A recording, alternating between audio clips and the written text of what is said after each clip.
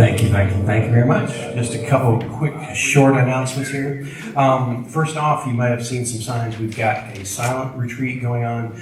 Actually, it's upstairs for the past 2 days and this evening and tomorrow, but right now during service, they're downstairs. So if you need anything downstairs, you can, but we're in silence downstairs and there's about 20 some odd people down there. So that's what's going on down there.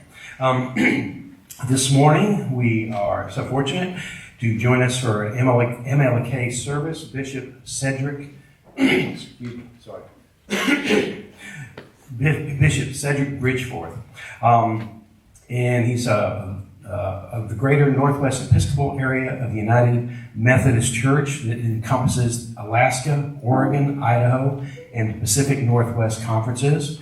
And he's an ordained minister and spiritual leader, author, educator, organizational development consultant, public speaker, and entrepreneurial coach for nonprofits before his election. Bridgeforth most recently served as the Director of Innovation and Communications for the California Pacific Conference of the United Methodist Church. And for over 30 years, Bridgeforth has been a trusted leader, offering his gifts and expertise in various pastoral, administrative, and leadership capabilities. So excited to have him today. All right, and we've just got a couple things going, and then he'll be up here to speak. Thank you much.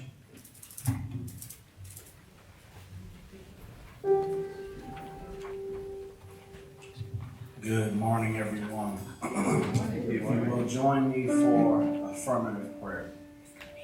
In this sacred space, we give thanks that the presence of God, the presence of good is already here. So we allow ourselves to decrease in this moment and the Spirit of God to increase and move in might and power and understanding and love and compassion and justice.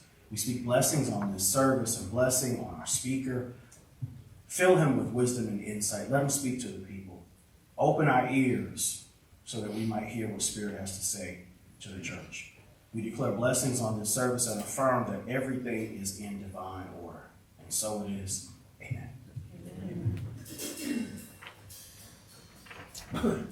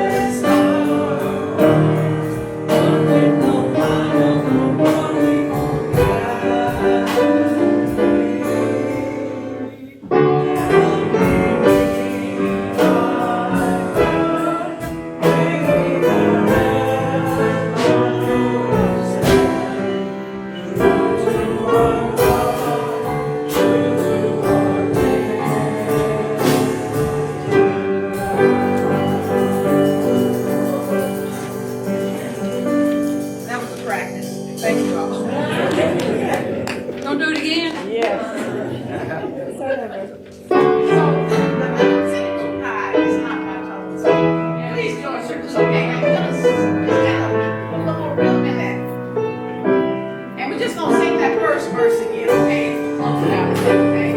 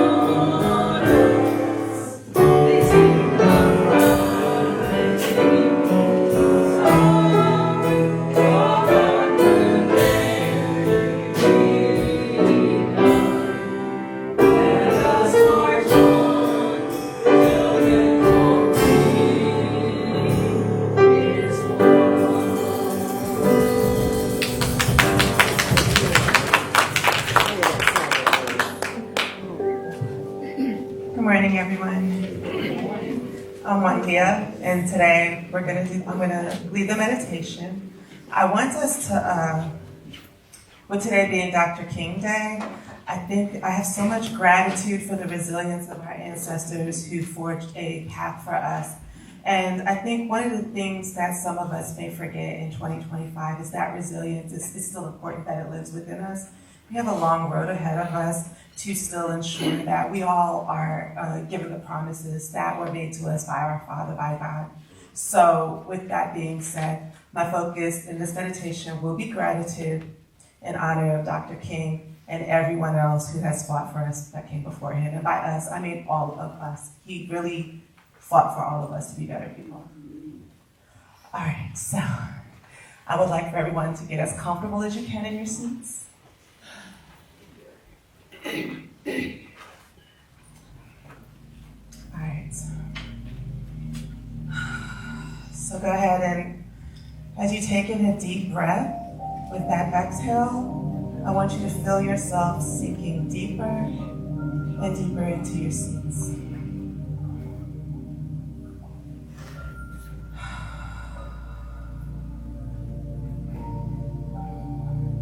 And as you take in that inhale, I want you to hold it. Count to 3. Release.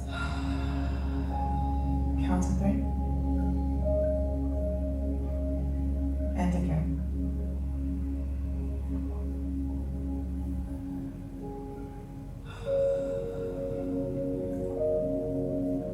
And I want you to imagine with each inhale that you are breathing in a white light.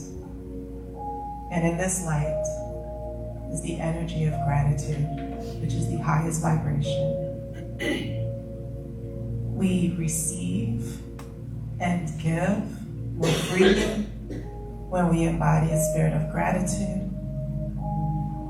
We are directly connected to the energy of our higher beings, of our godly beings. So focus on that inhale, hold, and release all that doesn't suit you, everything that you want to let go.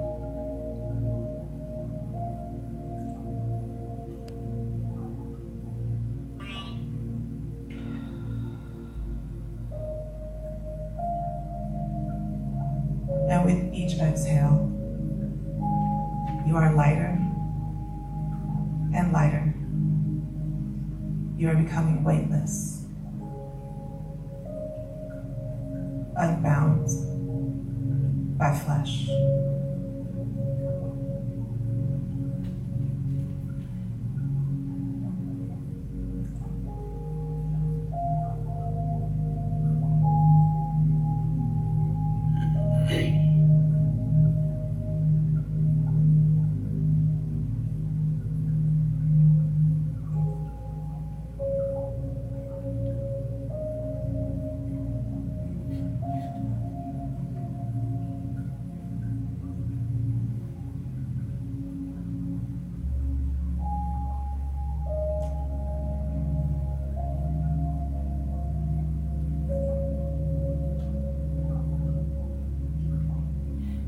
As you inhale gratitude, know that this light of gratitude is spreading to each cell in your body.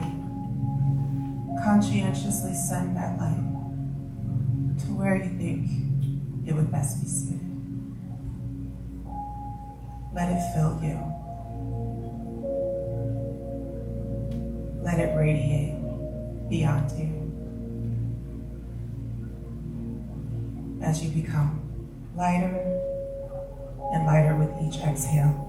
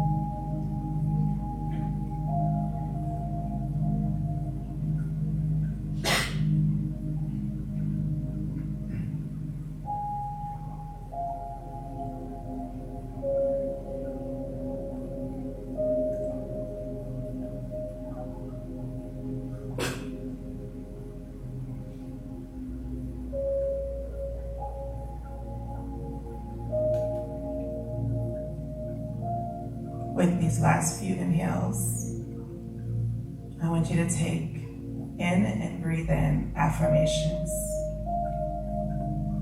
like, inhale, I am divine. Release. I am peace.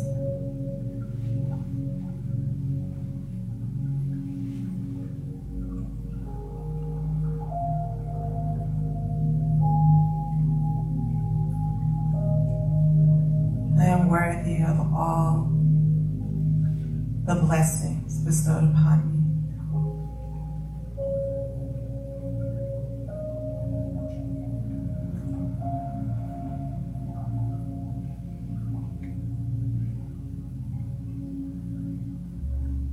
I am healed from my crown to my toes.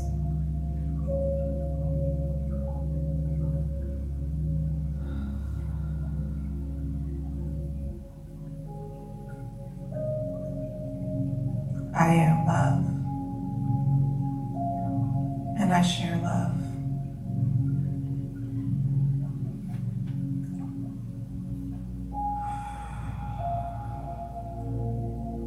And for this last deep breath, take it in as deep as you can and release.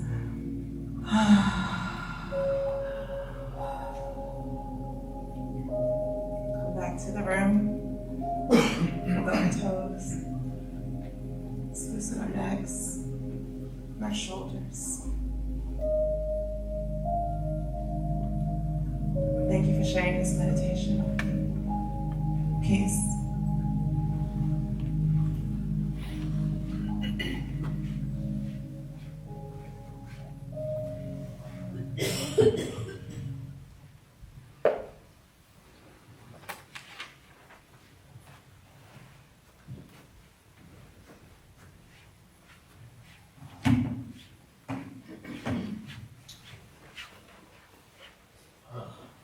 have stayed in that for a while.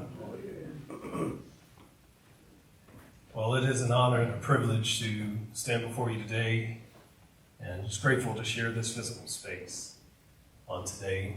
You know, there's a lot going on. There's a lot going on in my mind and all of my being. Am I the only one? But grateful to be with you. Thank you, Unity, Minister Jesse, for the invitation to share with you today.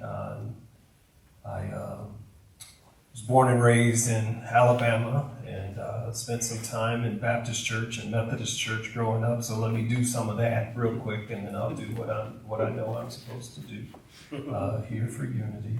But I do want to give honor to God for my family members who are present with us today. My spouse, Christopher, my sister, Kwanzaa, and some other family around too. And y'all know George here locally, so grateful for that. But let me share, this is your MLK Sunday, and we know we have MLK holiday tomorrow. That's what I'm claiming it as. That and nothing more. Amen. I get to do that.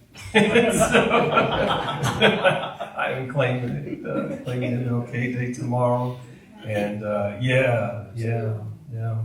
So let me share just a portion from Martin Luther King Jr.'s 1963 letter from the Birmingham jail that seems fitting today. And we are in Birmingham, and I'm grateful to be back in this great city. But just a portion from this letter that I return to on occasions like now. He writes, "The contemporary church is so often a weak, ineffectual voice with an uncertain sound. It is so often the ardent supporter of the status quo. Far from being disturbed by the presence of the church, the power structure of the average community is consoled by the church's often vocal sanction of things as they are. But the judgment of God is upon the church as never before. If the church of today does not recapture the sacrificial spirit of the early church, it will lose its authentic ring, forfeit the loyalty of millions, and be dismissed as an irrelevant social club with no meaning for the 20th century. I meet young people every day whose disappointment with the church has risen to outright disgust," and the letter goes on. That particular portion of this letter just calls to me. I mean, the rest of it's really good, but that particular portion just calls to me in so many ways today. And particularly as we are on the verge of an inauguration that will happen tomorrow, not just of a president, but an inauguration of a whole new world order is what's anticipated. We also look around this country and around the globe, and we see that there are all manner of disaster taking place. And we've learned what to do in the event of natural disasters. We know what to do. We do the drills, we pay attention, but what do we do in the face of human errors that cause what I call unnatural disasters? I mean, natural disasters are those acts of nature that cause damage to property, people, and everything around us. We call them earthquakes, tornadoes, typhoons, flash floods, hurricanes, lightning strikes, wildfires, and so on. And we have drills, we have warning sirens, signs, and evacuation routes to aid us in escaping or avoiding as much harm as possible when we are aware of those natural disasters. And I don't know what y'all normally do at Unity, but I like an amen every now and again. Or just, you can throw in a home or whatever you want to do, but I'm going to need a little something to make this happen. So just fake it till you make it, amen? It's like, you know, the preacher used to tell us, your involvement determines the length of this here matter. So, you You go ahead. But whenever there's a disaster, we ensure that children, the elderly, and the vulnerable members of our society are aware of the precautions to be taken in the event of those emergencies. See, I was born 2 years and 4 months after the assassination of Dr. Martin Luther King Jr. 2 years and 4 months. You can do the math. And I grew up just a mere 70 miles north of here. Born 2 years, 4 months after the assassination of Dr. Martin Luther King Jr. and grew up about 70 miles north of here. But it wasn't until I was 24 years old that I began to realize how close all of that civil rights history and all those sites were to the place of my birth. 24 years old. I was a student at Samford University. That way. And it was my English professor who pulled me aside and asked me, after just 2 class sessions, pulled me aside and asked me, what black authors do I enjoy reading? I think she had figured out in 2 class sessions I hadn't read very many, and if I had, they weren't the right ones. And she invited me to attend a lecture at 16th Street Baptist Church where someone named Cornel West was giving a lecture. Oh, yeah. He was delivering a talk on a book that he had written entitled Race Matters. Yes. And I sat there. As I sat there, it became apparent to me that I was sitting in that historic place. And I realized how close I had been to this place my entire life, but knew little of it, and had not made a direct connection with any of it and the effect that it had on my life to that point. I'm just speaking about my own darkness, about my own, the lens through which I was seeing the world. But somehow my blackness of 1994 was different from their blackness in 1954 and 1964. To say nothing of my disconnect from my foremothers and forefathers who had experienced the ills of slavery and the many iterations of Jim Crow in between. At that point, I had voted 2 or 3 times and it never made the connection. I'd gone to church all my life, but it never made the connection. I'd enrolled in a predominantly white, academically elite, so they said, and theologically conservative institution, though they demonstrated, and had never made the connection. See, that was an unnatural disaster in my own life and consciousness. And unnatural disasters, let me help you here. They are responses, reactions, and consequences that cause damage to people and communities without the means or the will to speak truth to power and to expect justice in their plight for safety, security, and reasonable happiness. Amen. Yeah. I love this quote, and in fact, it's on your website somewhere, Unity. I came across it, and I was like, I knew I liked them for a reason. But that Margaret Wheatley, there is no power for change greater than a community discovering what it cares about. Yes. Yes. You had me there.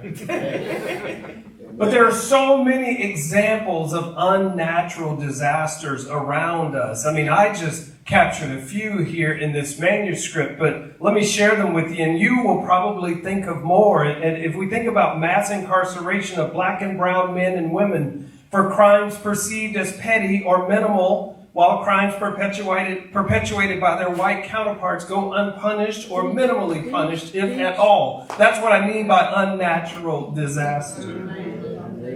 Domestic violence and child abuse victims and perpetrators of such who sit in our pews and serve in church leadership without a place to utter their truth. That's unnatural disaster. Police shootings. Thank you. You understood the assignment. Food insecurities. Unnatural. Individuals who live with addictions that are criminalized instead of treated, medically or otherwise. Unnatural. Immigrants from countries south of the United States. Treated as though they are inhumane or should not exist. Unnatural. Residents who are priced out of their neighborhoods to make room for, all that fancy stuff we like. Unnatural. Questions about character being dismissed for the sake of bringing down the price of eggs and milk on Tuesday, folks. Unnatural. I'm expecting some long lines at Kroger's on Tuesday. I'm expecting long lines. But my professor invited me to attend a lecture. And after that Cornell West lecture at 16th Street Church, my professor gave me a new syllabus for her class. A syllabus crafted just for me. It only had books and essays by Black authors. And it included a field trip to the Civil Rights Institute. And on the day that I went to the Institute, at a certain point I found myself on the second floor looking out over Kelly Ingram Park, where many of the run-ins with Bull Connor and his dogs and fire hoses had taken place. I had seen the pictures. I had seen some of the reel-to-reel video. I even got my hair cut on the south end of the park, but never really Branched out. But on that day, I could hear the cries and see the people running, scattering, all because someone decided that they were of an inferior race and were not fully human. As I continued, I saw the jail cell where MLK had penned what we now know as his letter from the Birmingham jail. And I thought about this. I thought about the reality that this letter is written in a solitary place, or written from a solitary place. Small in size, but great in its platform. As a place where he stood in the gap for a whole race of people and ideals that were not popular. And he was standing before the Alabama establishment saying and realizing what he and others were experiencing were unnatural disasters. In King's letter to those religious leaders of Alabama who called for him and the Southern Christian Leadership Conference to leave Birmingham, and 2 of those 8 religious leaders were Methodist bishops.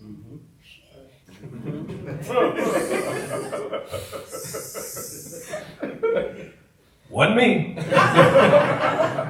But in there he said, you're right that negotiations are most beneficial. But he notes the only way their oppressors will ever come to the negotiating table is if their political systems and economic engines are disrupted.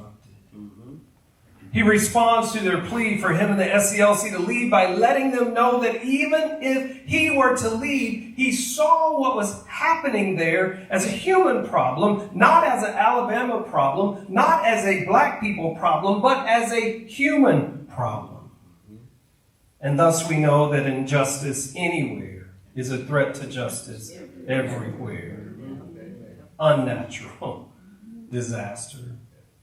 But those of us who've lived through tornadoes, earthquakes, and typhoons understand the power of nature and our own human limitations. You only need to look at what's happening in and around Los Angeles right now to gain a glimpse of natural disaster with some unnatural consequences. And I'll be curious to see how the recovery in Altadena mimics or is totally different from the recovery in Pacific Palisades. All right. Now, speak truth to power. However, when an unnatural disaster is a constant reality, what is a family, a community, or even a faith community to do? It's just a question that I'm living with these days. Because here in this very country, even in this state, the changing of voter registration laws and voter access.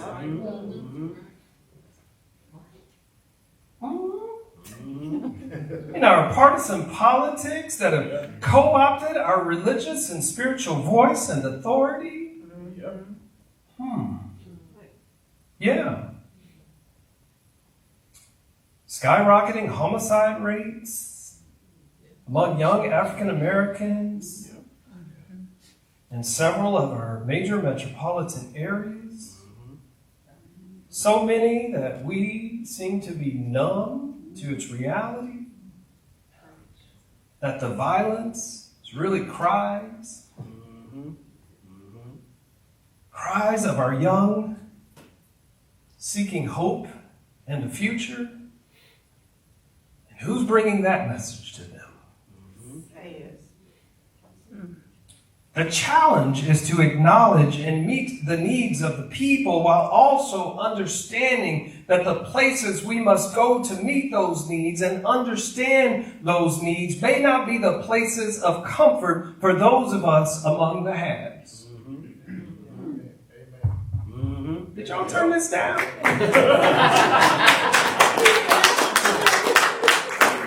See, sometimes we get uncomfortable when we have to acknowledge that though we want to point to the privileged, that we participate in it.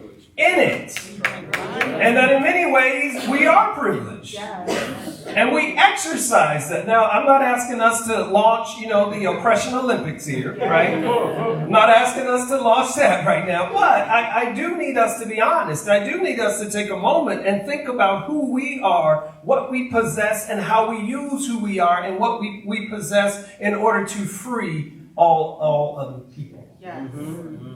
Amen? Amen? Oh yeah, we got to do that thing. We got to do that. We have to empathize with those who suffer and dismantle the policy structures and behaviors that perpetuate them. And it can't just be about what's affecting me, because here's the reality. There isn't anything that just affects you. Not a thing. If it affects anyone, it affects everyone.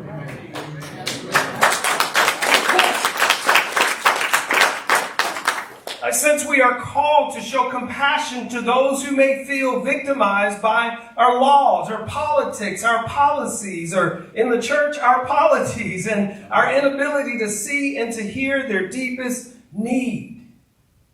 We get to come with consciousness, with our compassion and our humility to bring connection and light in times of natural and unnatural disasters.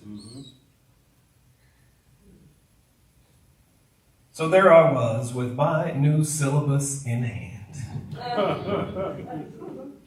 Making my way through the many readings of Ralph Ellison, Maya Angelou, Richard Wright, Nikki Giovanni, James Baldwin, W.B. Du Bois, Zora Neale Hurston, and others, I became aware of the struggle of my people. But I did not stop there. This couldn't just be an intellectual exercise that I was involved with. This was about my very life. This was about saving myself. And I read as much as what was available of Martin Luther King Jr.'s writings and Malcolm's speeches too.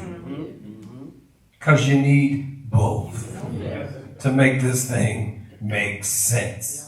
Because after you get up from sitting at that lunch counter, what you gonna do on the streets? Some of y'all will get that on the way home. See, I began to see my own responsibility to be aware of my people's history. And my people's history is all people's history. So none of it should be diminished, erased, or banned. See, I had served my country in the United States Air Force. I had made great strides at that point and was doing well in school by my standards. But I realized I was not aware of my own blackness and unique voice in the world. And if we want to move closer to the beloved community that Martin Luther King Jr. envisioned and talked about and wrote about, we don't have the option of singing the same old songs and marching on those same old streets, regardless of our identity, ideology, or echelon of service or service in society. This beloved community comes about in the intersections of our lives with one another, where we bring the best and the worst of who we are and find commonalities that lift all of us to see and honor the humanity and dignity in each one and in all creation. We bring our economy so that all may have bread. We bring the essence of the divine, not so we can be worshipped, but so we can create and recreate a transformed world together. We bring our intersecting identities and multi-hyphenations, not so we can out-privilege one another, but so we can know more deeply who we are and how we can grow together. That's right. It's in the wisdom traditions and our collective effort to seek wholeness and dignity for all people that we find justice, peace, and equity. Not equality, equity. They're not the same thing. See, I encountered this middle-aged Anglo woman who recognized my lack of self-awareness in my own racial identity. Therefore, she knew I was not prepared to be successful or conscious in a world that would see me and judge me long before I opened my mouth. And she didn't take that opportunity to exploit me. She educated me and pointed me in the direction that allowed me to see how stony the road of hope. And it's in that intersection where we met that I came face to face with Martin Luther King Jr., his ministry, and the ways that I must carry forward the work and word of liberation in every city and every hamlet. So this young man who grew up in Tornado Alley of Alabama had to learn how to survive life on the San Andreas Fault, where fires now ravage the lands. See, life of the beloved community, traversing the stony path of hope, calls us to the intersection where we encounter others, where we need solid, concrete, and measurable actions in the days ahead. Our rhetoric, beloved, has to be about policy, not about injury or insult. Because we have people who are hurting, hungry, and hated all around us. And most of us, if we were honest, most of us are but two bad decisions away from living on the streets. And it may not even be two bad decisions. It may just be two decisions. One of which is not your choice. Are you with me? Yes. So your politics matter as much now as they ever have. You have friends, family, and neighbors who are frightened about what will happen with them within the next 24 to 48 hours. We have to check on each other. And I think it's important for us to know just a few things, and then, as the old preachers say, I'll take my seat.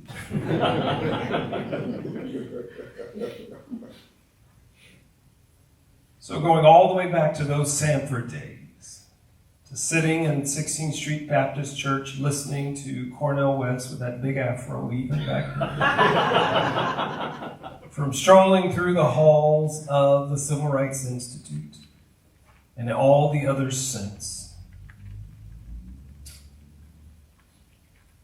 As Oprah writes in that column at the end of O Magazine, what is it? Things I Know for Sure? Is that what it's called? Yeah. So let me do this in the spirit of Oprah. Things I know for sure as I think about unnatural disasters and how we weather the storms of the days ahead. And we'd have storms no matter who was being inaugurated tomorrow. Let's be very clear about that. But here's what I know for sure is that what you read and watch is always on the ballot. And should always be included in our prayer and meditation. How you receive basic medical and mental health care is always on the ballot. Should be included in our prayer and our meditation. Yes. Where you talk openly about your body and your agency over it is always on the ballot. Who you carry and who you can marry and how you make decisions about your children's education is always on the ballot. That's right.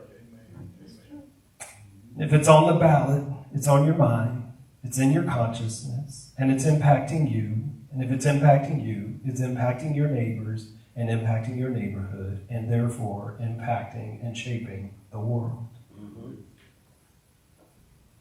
Just things I know for sure. Because at the end of the day, if the neighborhood does not matter to the faith community, then the faith community will never matter to the neighborhood. So may we see the tragic killings on our streets, the hatred from the highest offices in the land, the addictions in our families, and brokenness in our education and economic systems, and not live as though we are without voice and without responsibility. May we name the privilege we enjoy as educated persons, theologically aware communities, and politically savvy caucuses, and move out into the intersections where race, ethnicity, class, language, citizenship, sexual orientation and identity, political acumen, and economic ability come face to face with good old common decency. Yes. So again, from MLK's letter, if the church of today does not recapture the sacrificial spirit of the early church, it will lose its authentic ring, forfeit the loyalty of millions, and be dismissed as an irrelevant social club with no meaning for the 20th century. Oh, and the stinging line. I meet young people every day whose disappointment with the church has risen to outright disgust. That was true in 1963, and if we scattered out for 20 minutes and met some young people and came back in and shared our reports, I would guarantee you it'd be true today. I'd like to say that's unnatural, yet it's so common. I'll stop short of that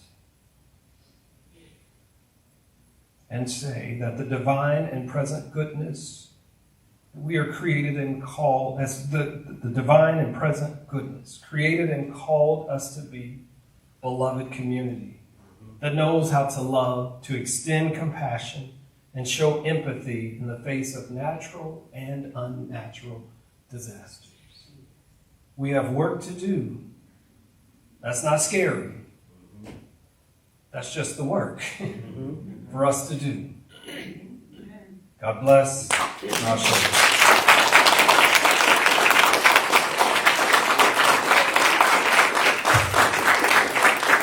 Let's give Bishop Cedric one more hand. Yeah, everybody. That's right. Amen. Bless you, Bishop. And we're grateful for the friendship and the fellowship and the ecumenical relationship we have. What we're doing, people, believe it or not, is historic on so many levels. So I congratulate you all for your openness and for allowing the Spirit to speak on today. Put your hands together one more time.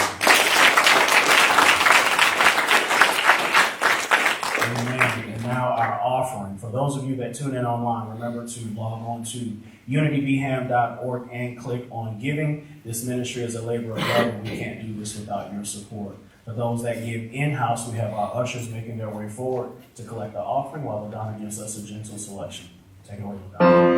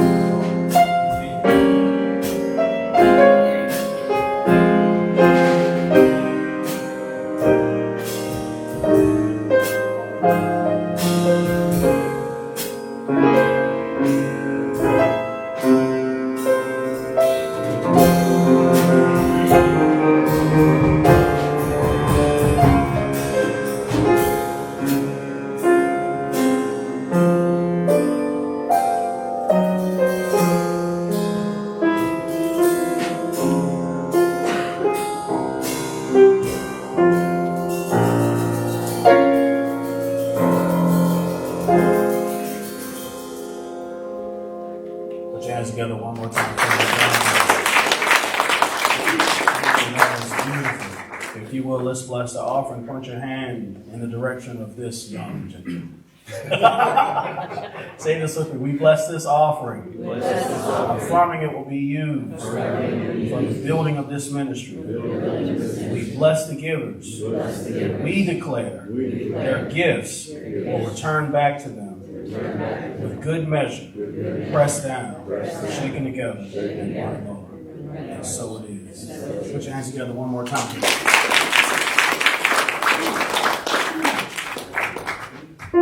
We could all stand for lifting.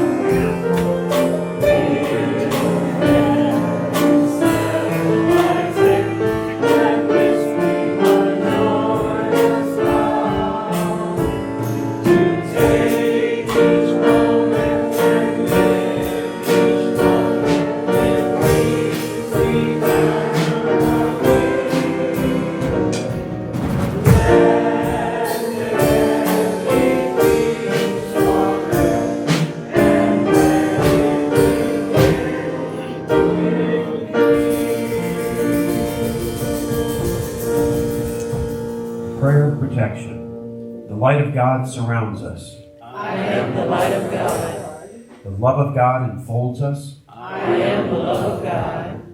The power of God protects us. I am the power of God. The presence of God watches over us. I am the presence of God. Wherever we are, God is. Wherever I am,